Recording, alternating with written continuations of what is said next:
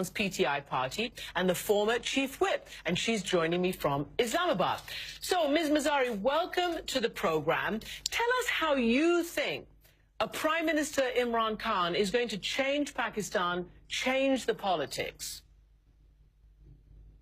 Well, first, I just want to make a little correction. I think it's not that Pakistan is anti or pro the U.S. A lot of double talk has come from the U.S. First, it's do more. Then they say we're an ally. They can't do without us if they want peace in Afghanistan. So I think it's worked both ways. Pakistan will change under Imran Khan because Imran Khan does what he says he will do. He does not indulge in double speak. He doesn't say one thing and do another. We have proven that in the government in Khyber Pakhtunkhwa, which we won for the first time. And Khan set out to do exactly what he had committed, which was revamp the governance system, especially the police, make it a professional force, remove it from political influence. His environmental policy has been appreciated across the globe, the billion tree tsunami. So Imran, for the first time coming into government in a province, lived up to what he committed to. And that, I think, will be the big difference. The second major issue is our agenda has been anti-corruption and human development. And I think that is something that no leader in Pakistan has focused on. And the third point that Khan made today in his first speech after being, being elected as the majority party, where he said we want peace in our neighborhood, but peace through conflict resolution and dialogue. Okay, so I want to just pick up on a few things. Look, you know, and you've had to fend off these accusations, and so is he, that there has been a lot of complaints about the vote. The Pakistan Human Rights Commissioners call it the dirtiest vote in a long time. That there were allegations that the military saw in Imran Khan a pliable and convenient candidate for them, and people are very, very concerned about what that might mean for the future, because we know that Nawaz Sharif, the previous Prime Minister, was arrested and he was off the playing field. And that gave Imran, the kind of traction that he hadn't had before. Well, the fact of the matter is the ex-Prime Minister was found guilty of money laundering and corruption. Now, if he has broken the law and he has been convicted, then I'm afraid he has to go to prison like any other convict. So let's get that clear.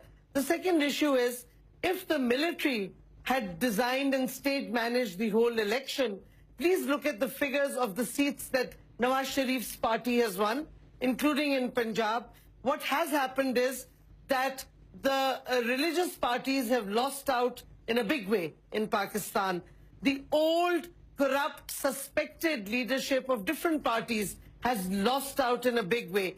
Karachi is a prime example where the PTI has made a lot of gains because the parties in power did not deliver.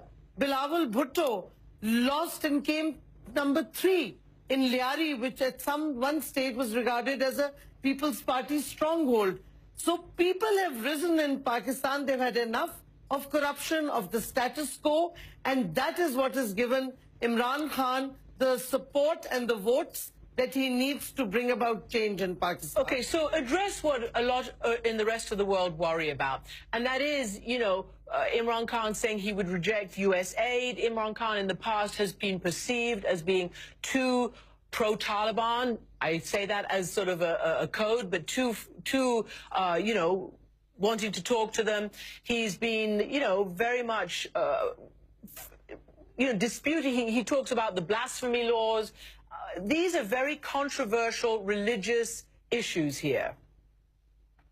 He has clarified, let's be very clear, the US would like to talk to the Afghan Taliban because they know that without the Taliban coming to the dialogue table, they can't have peace, a substantive peace in Afghanistan.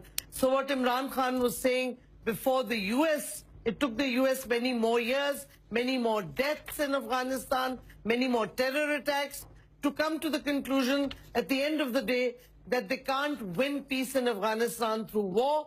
They have to dialogue with the Taliban. and the unity government in Afghanistan. The other issue is, today Khan in his first speech made very clear that he will establish a Pakistan where all minorities, all the downtrodden are given their due rights according to the Constitution of Pakistan.